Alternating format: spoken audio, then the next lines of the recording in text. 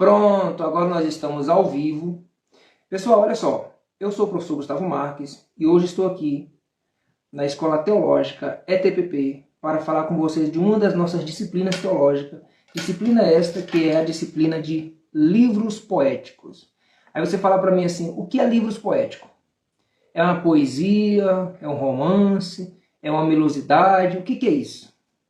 E eu te convido a participar da nossa live de hoje para você entender o que de fato é livros poéticos, tá bom? E se você puder, você vem aqui ó, nesse aviãozinho do lado, tá?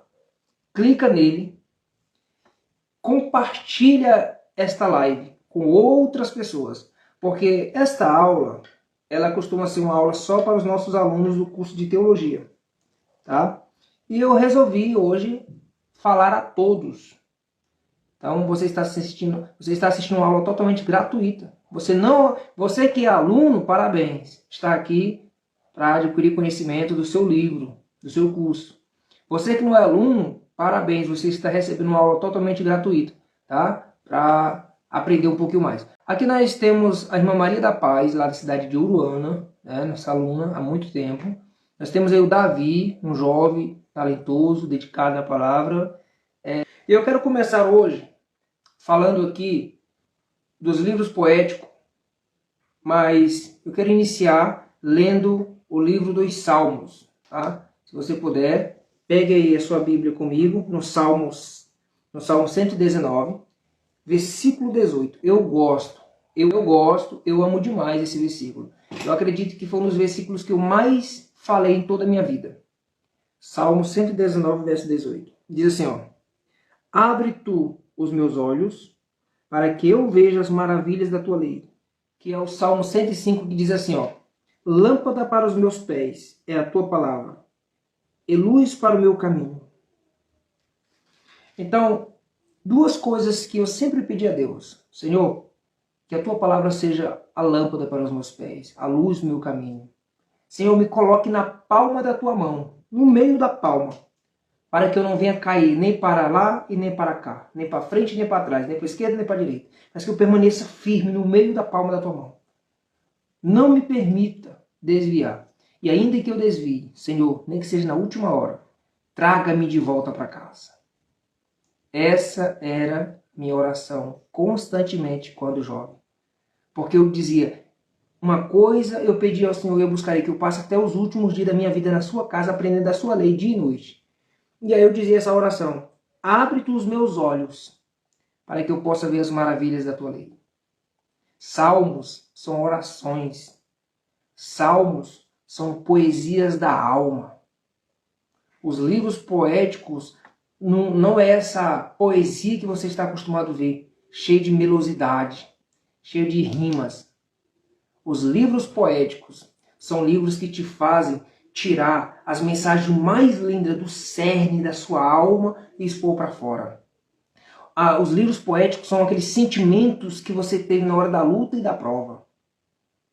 Então, é isso que nós vamos aprender, isso que nós vamos estudar nos livros poéticos. Conhecer a linguagem da alma expressa ou expressada de forma poética. Tá? Para você que ainda não conhece, nosso livro, tá? Nosso livro aí é do Pentateuco, tá? Ó, tá? E o nosso livro, livros históricos, só para você entender o modelo, tá? Dos nossos livros. E aqui tem uma linda mensagem aqui atrás. Deixa eu ler um pedacinho só para você conhecer a nossa escola, tá? Aqui dizemos assim, ó, uma mensagem nossa aqui atrás, tá? Podemos dizer que aprender é a única coisa que nunca cansa a mente. Você não precisa ter medo de conhecer, deve ter medo e deixar de aprender. Pois a partir do momento que isso acontecer, possivelmente começará a morrer. Portanto, nunca se arrependa do que investiu para adquirir o saber. Nunca é caro para se saber. Caro mesmo é viver sem educação. Caro mesmo é viver sem saber do porquê está vivendo. Caro mesmo é viver na ignorância, na tolice. Tá? Educar é projetar um futuro no qual os sonhos despertam uma realidade com excelência. Por fim, nós finalizamos com a mensagem dizendo assim, ó, ensinando com amor a veracidade do Evangelho. Queridos, não basta ter conhecimento, não basta saber muito de Bíblia, se na prática vivemos distante dela. vivemos distante do amor.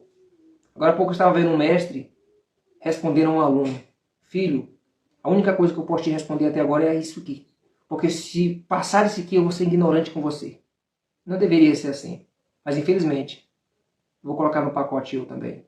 Às vezes somos muito estressados. Às vezes somos muito arrogante, prepotente com os nossos alunos. Nós devemos trilhar no caminho da humildade.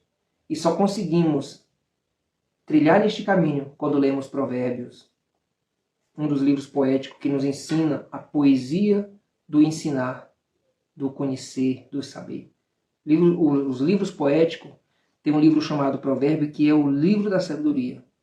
Quando nós lemos também Eclesiastes, nós lembramos do quanto é ruim viver uma vida vazia, sem ninguém por perto, sozinho.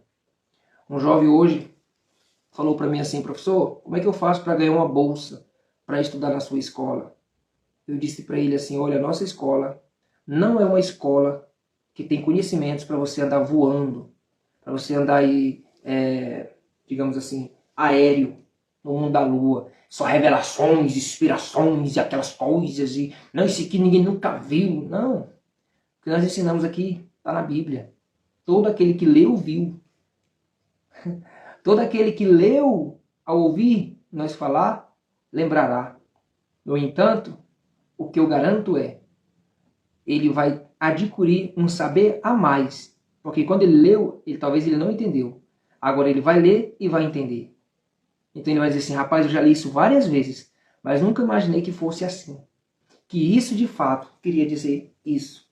Agora essa questão de dizer, o que eu vou dizer para você que ninguém nunca viu, você não vai ver em lugar nenhum, ninguém nunca te ensinou, ninguém vai te ensinar, eu sou o único. Isso se chama prepotência, isso se chama arrogância. Porque ninguém é tão alguém que não possa aprender com alguém. O que nós sabemos, vou botar o microfone mais perto aqui, o que nós sabemos é uma gota, o que nós ignoramos é um oceano. Fazendo uma graduação lá, o professor disse algo muito marcante. Ele disse assim: quando você pensar que você é o único que descobriu uma coisa, que sabe de uma coisa, saiba que você está enganado. Deus já falou a outros, já passou a outros. Talvez o que aconteceu é que você teve coragem, mas aquele não. Isso eu digo para você na prática. Deus já me deu conhecimento de coisas que era para eu escrever um livro e eu não escrevi. Passou-se os anos, eu vi alguém pregando a mesma coisa ou ensinando. Eu disse: nossa. E veio no meu coração: era para você. Como você não quis, passei para outro. Então, não existe nada novo, disse Salomão. Tudo que existe é apenas uma reforma de algo que já existia. Aí, aparentemente é novo, mas não é. Tá? Então, nós vamos aqui passear, estudar, falar sobre os livros poéticos, tá bom? Com certeza você sabe que a Bíblia, ela é dividida em diversas partes. Digamos 5 partes. Tem aí o Pentateuco, que são 5 livros. Bereshit, tá? Shemot, Vaikra, Bamidbar e Devarim. Como assim, professor? Que livros são esses que eu nunca li isso na Bíblia? Falei em hebraico, né? Vamos falar em português. Gênesis, Êxodo, Levítico, Número e Deuteronômio. Os 5 primeiros livros da Bíblia. Chamado de Torá, Pentateuco. Aí vem depois os livros históricos. Os livros históricos são Josué até o livro de Esther. Aí entra os livros poéticos, que são divididos em 2 partes também, tá? Os livros poéticos. Que é de Jó a Cantares. O livro fascinante, o livro de Jó, tá? Fascinante. Aí vem aqui também Profeta Maiores, que são 5. Depois vem Profeta Menores, ok? Então, quem está aí conosco aí?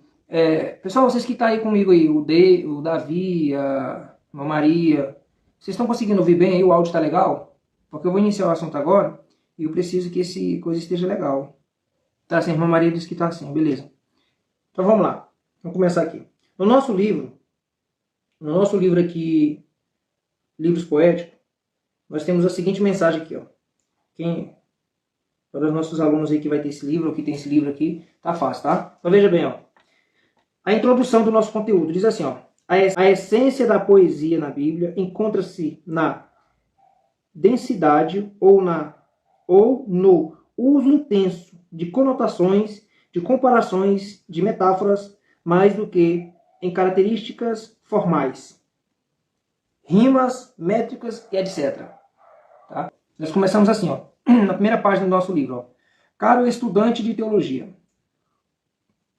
o meu sentimento é de muita alegria e entusiasmo no Senhor Jesus Cristo por poder apresentar-te uma disciplina teológica com total conhecimento da palavra de Deus, cujo tema é livros poéticos, e estes falam de como deve ser o nosso relacionamento com o Eterno, o próximo e com cônjuges.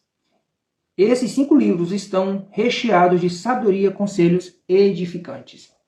Agora, veja bem, pessoal. No primeiro parágrafo do livro, eu já trago uma mensagem para você extraordinária.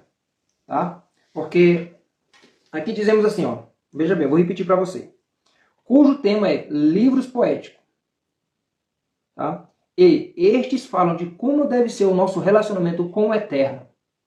Agora perceba que os livros poéticos, eles nos ensinam como ter um relacionamento com Deus. Porque no livro de Jó, você vê que Deus prova Jó. Mas por meio da provação, Jó passa a conhecer mais de Deus. Porque o livro de Jó é uma teologia de Deus ao homem. Aí nós vamos para o livro de Salmos. Salmos é o homem cantando, é o homem chorando, é o homem em angústia, mas o tempo todo clamando por Deus. Por que te abate a minha alma? Por que te perturba dentro de mim? Espere em Deus. Ainda que eu andasse pelo vale da sombra da morte, não temerei mal algum, porque tu estás comigo. Me alegrei quando me disseram, vamos à casa do Senhor. Então, os Salmos, ele é um livro que nos ensina tudo isso. Né? Aí nós vamos para Provérbios. Provérbios nos fala que o homem, para ser sábio, precisa ter Deus. Sem Deus, o homem não é sábio, porque Deus é a sabedoria. Nós vemos que o Eterno, que Jesus, é a sabedoria. Aí nós vamos para Eclesiastes. Na Eclesiastes nós descobrimos que a vida não tem sentido, que é um vazio imenso, se Deus não estiver conosco. E por guia de informação, tá? Só para título de informação, o livro de Cantares é um dos únicos livros que não tem o nome de Deus, a palavra Deus. Mas Deus está presente. Tá? Mas Eclesiastes é o livro do tédio. Então, nós lemos Eclesiastes e vemos que a vida é um vazio sem Deus. E quando chegamos em Cantares, aprendemos que Deus se relaciona com o homem. Não precisa ter o nome Deus ali. Mas tudo o que acontece é a maior prova que Deus está presente. Porque pode ser que o nome de Deus não esteja no livro de Cantares. Entretanto, não se pode provar que Deus não está presente em cada capítulo de Cantares. Tá? Então, isso que nós aprendemos nos livros poéticos. Aí eu continuo dizendo aqui, ó, e com o próximo. Então veja lá, ó, os livros poéticos, estes falam de como ser o nosso relacionamento com Deus, no Eterno, com o próximo e com os cônjuges. Então, os livros poéticos, eles nos ensinam a nos relacionar com Deus, com o nosso próximo. Porque você vê que o livro de Jó fala que enquanto Jó orava pelos seus inimigos, Deus mudava o seu cativeiro. Então, eu aprendo no livro de Jó que eu preciso orar pelos meus inimigos, para que a minha vida seja restaurada. Aleluia. Glória a Deus. Você tá vendo a profundidade que há no livro de Jó, que há nos livros poéticos? E aí vem o cônjuge. Todos os 5 livros vai falar sobre o relacionamento do homem para com a mulher. Tá? Todos. O Davi deitado na live aqui está mandando mensagem para mim lá no WhatsApp. Ei, Davi. Mas outra coisa que esses 5 livros estão ensinando para nós, está recheado, é de sabedoria, conselhos edificantes. Querido, se você quer receber conselho, se você quer ter sabedoria, você não precisa sair atrás de profeta, você não precisa sair atrás de disse-me-disse, você não precisa sair atrás de pessoas da cabeça branca. Você precisa apenas ler a Bíblia, leia Provérbios, leia Eclesiastes. Está recheado de sabedoria e de conselhos aqui para nós. Tá? E continuando aqui a leitura do nosso livro, só para você entender a dimensão da profundidade que tem aqui nesse livro. Tá? O livro por si só já tem muito conhecimento, muita informação. No entanto, eu quero comentar aqui com vocês alguns trechos, alguns parágrafos, tá, do livro. Então, dando continuidade. Você já deve saber que o Antigo Testamento canônico se encontra dividido em gênero literário, a saber, leis, no caso os 5 primeiros livros da Bíblia, que é a Torá, o Pentateuco, história, que no caso os livros históricos que eu acabei de falar, poesia, profecia, tá? Eu vou ler esse aqui mais devagar para você entender isso aqui, tá? Olha só. Se ainda não tem esse conhecimento, que a Bíblia possui poesias, provavelmente está se perguntando, como pode a Bíblia ser um livro do nível que é e conter poesias? Então, aqui a minha resposta para você é dizer que Deus é o maior de todos os poetas. Deus é o poeta por excelência. Deus é que nos inspira a ser poeta.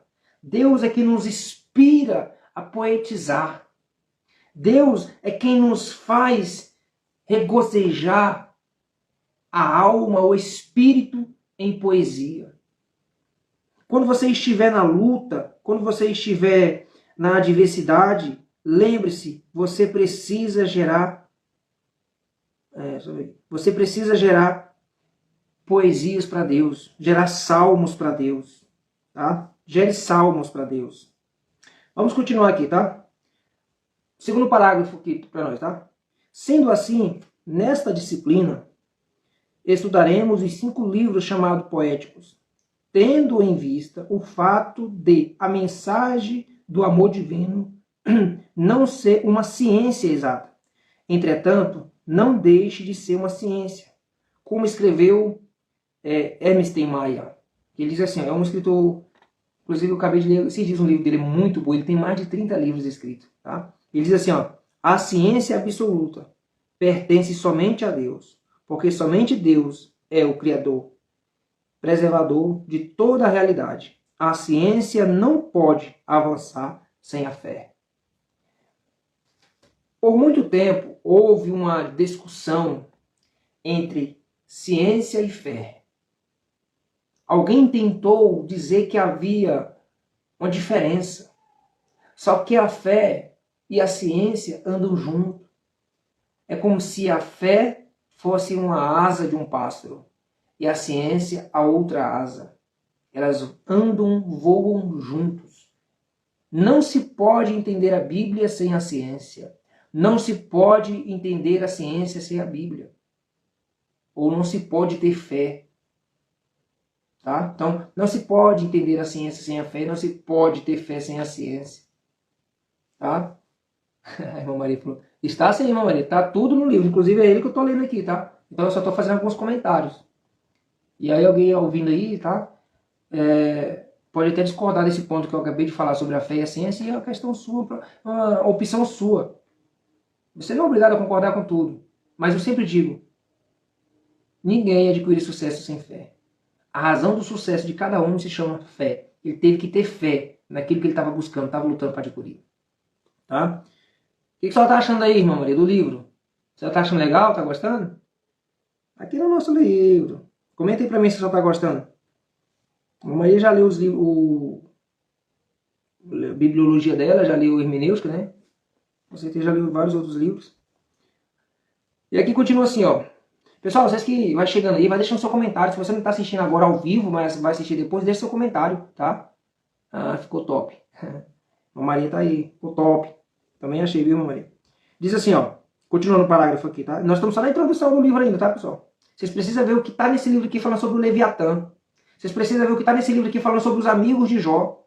Você precisa ver o que está aqui sobre a conversa de Jó com Deus. E não é só isso, não. Eu tô falando só do primeiro livro, que é o que nós estamos aqui com ele aberto. Mas cada um dos 5 livros tem um trem aqui que você fala assim, meu Deus. E eu digo para vocês, em nenhum outro livro teológico tem esse livro aqui, esse conteúdo. Nós procuramos dar o melhor para você. Mas repito, não é algo novo. É algo esclarecedor. Tá? Deu para entender? Então tá bom. Diz assim, ó. Nos livros poéticos, os autógrafos, tá? Lá no seu livro está dizendo o que é autógrafo, tá? Sagrado, no caso, nos textos originais, sob a inspiração direta do Espírito Santo. Ó, nos livros poéticos, entenda uma coisa.